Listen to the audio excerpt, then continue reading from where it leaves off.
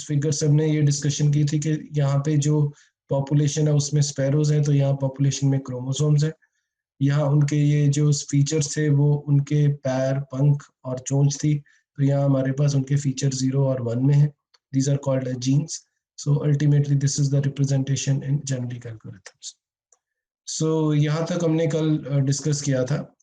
यहाँ तक किसी को कोई डाउट हो तो you can ask me any question. No sir. Okay, तो आज हम अगले यहाँ से स्टार्ट करते हैं, mathematical representation of gene and fitness theory. तो अब क्या है, इस एग्जांपल में हम एक हेलीकॉप्टर का जो रोटेटरी सिस्टम है उसको डिजाइन करना चाहते हैं। तो इसमें आप देखते हैं कि जो हेलीकॉप्टर का रोटेटरी सिस्टम है उसमें उसके जो रोटेटरी सिस्टम में फैन है उसको हमें डिजाइन करना है। फैन को डिजाइन करते समय हमें इन दो चीजों का डिसीजन लेना है कि कितने नंबर ऑफ विंग्स रखें और क्या उसका साइज रखें। हमें वो नंबर ऑफ विंग्स और वो नंबर ऑफ साइज चूज करना है जिससे मैक्सिमम थ्रस्ट जो है वो पैदा हो। तो इसमें हमारे पास कुछ वेरिएबल्स हैं, जैसे मैंने यहाँ बोला कि वेरिएबल्स हमारे पास नंबर ऑफ विंग्स और साइज हैं। कुछ कंस्ट्रेंट्स हैं कि मैं कुछ लिमिटेशन बनाऊंगा जिससे कि कुछ पॉसिबल नंबर ऑफ कॉम्बिनेशन जो जनरेट हो सकते हैं। ऑब्जेक्टिव हमारा क्या है? ऑब्जेक्टिव है कि हम मैक्सिमम एयर थ्रस्ट प्रोड्यूस करना चाहते हैं। सर्च स्पेस, जितने पॉसिबल कॉम्बिनेशन बनेंगे मैं उसको सर्च स्पेस बोलूंगा, उनकी एक जेनेटिक रिप्रेजेंटेशन होगी। और एक फिटनेस फंक्शन ये बताएगा कि अगर ये नंबर ऑफ इनपुट है तो आउटपुट क्या मिलती है। इसको एक एक करके डिस्कस करते हैं। तो यहाँ वेरिएबल्स क्या, आप ध्यान से सुनना, मैं एक एक टर्म को रिपीट करूंगा और अगर डाउट हो तो प्लीज मुझे बताना। तो वेरिएबल्स मैंने जैसे पहले बताया दो हैं। एक आपको यहाँ बताना है कि नंबर ऑफ ब्लेड्स कितने यूज करने हैं और हर ब्लेड की लेंथ कितनी है या उसकी थिकनेस कितनी है, ये सारे वेरिएबल्स हैं। लेकिन यहाँ पे मैं दो यूज कर रहा हूँ जिसमें नंबर ऑफ विंग्स और साइज है, but we can have multiple variables like उनकी थिकनेस कितनी है, उनका वेट कितना है, ये सारे यहाँ पे वेरिएबल्स होंगे। उसके बाद इन वेरिएबल्स की बेसिस के ऊपर कुछ कंस्ट्रेंट्स हैं। कंस्ट्रेंट्स बताती हैं रिस्ट्रिक्शंस और range of the chosen variables और द पैरामीटर्स। तो सम टाइम हम जो वेरिएबल्स है उसके ऊपर कुछ रिस्ट्रिक्शन लगा देते हैं। रिस्ट्रिक्शन मतलब कि भाई इतने नंबर ऑफ विंग्स ही होंगे। मैं कह सकता हूँ कि जो विंग्स है वो 2 से लेके 8 तक के बीच आप टेस्ट कर सकते हैं। तो these are some of the restrictions. यहाँ पे आप ये बात क्लियर हो जाएगी। तो मैंने यहाँ पे विंग्स के बारे में बता दिया कि you can try between 1 to 8 different wings. तो आप एक से लेके 8 तक विंग्स ट्राई कर सकते हैं। तो अदरवाइज तो पॉसिबिलिटी एंडलेस थी, लेकिन यहाँ पे हमने कंस्ट्रेंट लगा दिया कि भाई मैक्सिमम 8 तक ही विंग्स हो सकते हैं और मिनिमम एक विंग के लिए आपने ट्राई करना है। तो आप अपनी जो फिटनेस चेक करोगे by having a limitation on the number of rotatory wings which can vary from 1 to 8। Similarly length, यहाँ पे लेंथ में मान लो मीटर्स की बात कर रहा हूँ, तो लेंथ को भी मैंने कंस्टेंट कर दिया कि भाई मैक्सिमम 2 से लेके मिनिमम 2 से लेके 8 तक के बीच में लेंथ आप ट्राई कर सकते हैं, 2, 4, 5, 6, 8 और 10।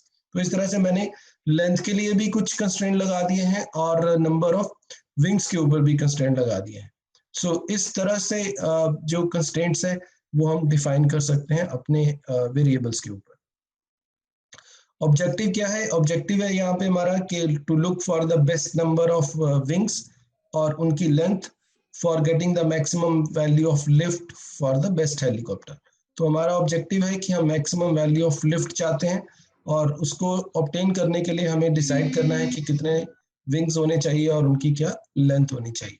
इन simple words, the parameter in such a way to get maximum value of lift from the helicopter. जो मैक्सिमम लिफ्ट अचीव करना ये मेरा ऑब्जेक्टिव है और इस ऑब्जेक्टिव को अचीव करने के लिए हमें डिसाइड करना है कि कितने नंबर ऑफ विंग्स होने चाहिए और उनका क्या साइज होना चाहिए। We will not try infinite number of wings. So यहाँ पे हमने कंस्ट्रेंट स्पेसिफाई कर दिए हैं कि भाई इतने नंबर ऑफ विंग्स ट्राई करने हैं और यही लेंथ आप ट्राई कर सकते हैं। तो इसकी बेसिस के ऊपर अगर हम पूरा केस देखते हैं तो 3 और 3 6 मेरे पास लेंथ के कॉम्बिनेशन है और 8 मेरे पास नंबर ऑफ रोटेटरी विंग्स है। अगर आप यहाँ थोड़ा फोकस करें तो 8 मेरे पास number of rotatory wings possibilities है इस पर्टिकुलर केस में, और लेंथ के लिए 6 पॉसिबिलिटीज है। तो 3 और 3 6 पॉसिबिलिटी लेंथ के लिए। तो टोटल कॉम्बिनेशन कितने बन सकते हैं, कोई बोलेगा? What are the total number of combinations possible in this case?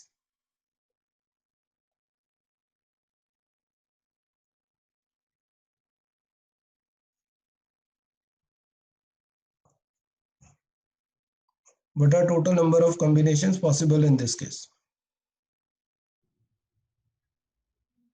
10C6. तो यहाँ पे मेरे पास 8 है और यहाँ 6 है, तो नंबर कितना बनेगा? Can you give me any number possible combination?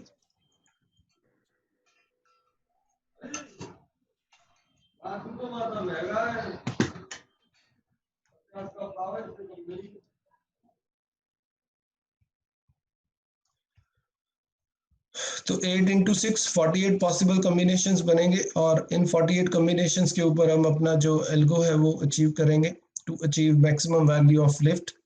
और इसको अचीव करने के लिए आप देखते हैं कि एक तरफ मेरे पास ऑब्जेक्टिव में मेरे पास नंबर ऑफ विंग्स थे, ये मेरे पास उनकी लेंथ थी। सो मैं इसके ऊपर सारे पॉसिबल कॉम्बिनेशंस बनाऊंगा with the objective to choose maximum lift. तो इस तरह से मोस्ट सूटेबल डिजाइन हम लेंगे। तो जो ऑब्जेक्टिव है वो ऑप्टिमाइजेशन प्रॉब्लम हुई, और ये जो पॉसिबल 48 कॉम्बिनेशन मुझे मिलते हैं, that case is called as search space. तो एक नई टर्म हमने पढ़ ली, सर्च स्पेस। तो जितने पॉसिबल कॉम्बिनेशंस आपको ट्राई करने हैं वो आपका सर्च स्पेस है, और आपको ओवरऑल एक पर्टिकुलर ऑब्जेक्टिव को अचीव करने के लिए ये काम करना था। तो you can consider this as a case of optimization problem where you have some inputs. Over those inputs you apply some function to get the maximum value of lift. तो इस तरह से ये सर्च स्पेस हुआ। जितने भी possible combinations आपको मिलते हैं ऑप्टिमाइजेशन प्रॉब्लम के लिए, वो सर्च स्पेस है। और इस केस में मेरे पास 48 डिफरेंट पॉसिबल कॉम्बिनेशंस है। तो you can see that this is whole of my search space. So we have discussed about objective, variables, constraints and all those things. So ultimately हम एक fitness function apply करेंगे, और ये हमारा objective ये है कि हम कौन सा मैक्सिमम वैल्यू चूज करें जिससे हमें मैक्सिमम वैल्यू ऑफ थ्रस्ट मिल सके। तो आप डिफरेंट डिफरेंट कॉम्बिनेशंस के ऊपर ट्राई करेंगे by varying the number of length और by varying the number of wings, और ऑब्जेक्टिव आपका ये होगा कि आप ऑप्टिमल सोल्यूशन अचीव कर सकें to obtain maximum value of thrust.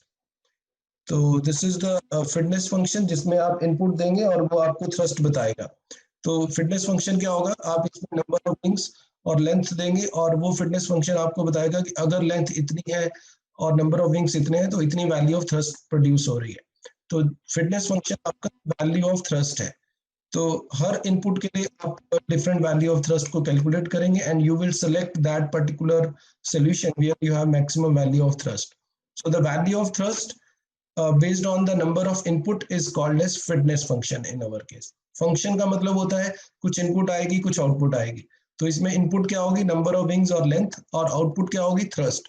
तो हर इनपुट के लिए आपको थ्रस्ट फाइंड आउट करनी है, और जहां पे थ्रस्ट मैक्सिमम है वो वाला पॉसिबल सोल्यूशन आपने सेलेक्ट करना था। तो ये मेरे पास कंसेप्ट था यहाँ पे मैथमेटिकल रिप्रेजेंटेशन में। So here we have discussed these 6 different concepts. Variables थे जहाँ पे मैं बात कर रहा था नंबर ऑफ विंग्स और साइज की। उसके बाद हमने इन वेरिएबल्स के ऊपर कंस्ट्रेंट अप्लाई कर दिया कि भाई इतने ही नंबर ऑफ विंग्स हो सकते हैं और इतने पॉसिबल लेंथ को आप ट्राई कर सकते हैं। So these are called as constraints. इस कंस्ट्रेंट्स के कारण हमें एक सर्च स्पेस मिला। तो 8 इंटू 6 48 कॉम्बिनेशन जो मिले थे वो सर्च स्पेस है। पूरे प्रोसेस को अचीव करने का एक ऑब्जेक्टिव है कि हम डिसाइड करना चाहते हैं parameters to achieve maximum value of thrust. इसको रिप्रेजेंट करने के लिए जेनेटिक रिप्रेजेंटेशन आएगी, वो मैं आगे डिस्कस करूंगा। लेकिन फिटनेस फंक्शन ये हुआ कि अगर आप इनपुट देते हैं which is number of wings and size of wing, इसकी बेसिस के ऊपर जो थ्रस्ट मिलती है आपको, वो आपका फिटनेस फंक्शन है। तो आप हर इनपुट के लिए फिटनेस फंक्शन कैलकुलेट करेंगे। आपके पॉपुलेशन में कितने कैंडिडेट होंगे, कैन एनीवन टेल मी? यहाँ पे हमारी पॉपुलेशन क्या है? 48। या तो यहाँ पे मेरे पास 48 पॉपुलेशन है, और हर पॉसिबल कॉम्बिनेशन के लिए मैं फिटनेस फंक्शन कैलकुलेट करूंगा। तो जैसे आप मान सकते हैं कि मेरे पास 48 डिफरेंट स्पैरोज हैं और मैं हर एक का एक फिटनेस फंक्शन देख रहा हूँ, फिटनेस वैल्यू देख रहा हूँ। तो यहाँ पे मेरे पास 48 पॉसिबल सोल्यूशन है। हर पॉसिबल सोल्यूशन का मैं फिटनेस फंक्शन चेक करूंगा, और अल्टीमेटली मैं इसको अब जेनेटिक एल्गोरिथम में डाल दूंगा, जिसमें मैं पहले पेरेंट सेलेक्ट करूंगा which is the most best fitted parent. फिर आगे वो क्रॉसओवर म्यूटेशन वाले प्रोसेस में इन्वॉल्व होंगे। तो शुरू करने से पहले कुछ टर्म्स समझनी जरूरी थी कि हमारे पास वेरिएबल्स हैं, उन वेरिएबल्स के ऊपर कुछ कंस्ट्रेंट्स अप्लाई करते हैं, और ये पूरा प्रोसेस एक ऑप्टिमाइजेशन प्रॉब्लम की तरह है जिसका ऑब्जेक्टिव एक है कि हम मैक्सिमम थ्रस्ट लेना चाहते हैं। 48 पॉसिबल कॉम्बिनेशन जो मिलते हैं मुझे, मैं उसको सर्च स्पेस बोलता हूँ, और अल्टीमेटली एक फिटनेस फंक्शन है जिसको इनपुट देते हैं हम नंबर ऑफ विंग्स और लेंथ, और उसकी बेसिस के ऊपर जो आपको थ्रस्ट मिलती है वो आपका फिटनेस फंक्शन है। अब इसको हम रिप्रेजेंट कैसे कर सकते हैं? तो इसको रिप्रेजेंट करने के लिए आपके पास कुछ नंबर्स पर्टिकुलरली रहते हैं। नॉर्मली हम बाइनरी रिप्रेजेंटेशन यूज करते हैं, where you can see that we have each solution is represented by having some numbers.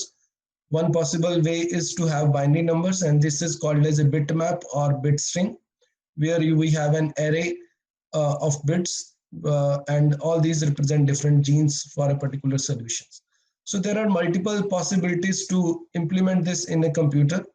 आप इसको जो इंडिविजुअल सोल्यूशन है आप उसको नंबर में रिप्रेजेंट कर सकते हैं, आप उसको स्ट्रिंग्स में रख सकते हैं, आप बाइनरी नंबर रख सकते हैं, या आप इंटीजर वैल्यूज रख सकते हैं।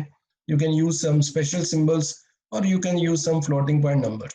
तो यहाँ पे आपको एक पहले रिप्रेजेंटेशन डिसाइड करनी होगी कि how you are representing those solutions, और उस रिप्रेजेंटेशन के अकॉर्डिंगली आप फिटनेस फंक्शन अप्लाई करोगे, और उसकी बेसिस के ऊपर आप बेस्ट फिटेड पॉपुलेशन सिलेक्ट करोगे फॉर नेक्स्ट जनरेशन।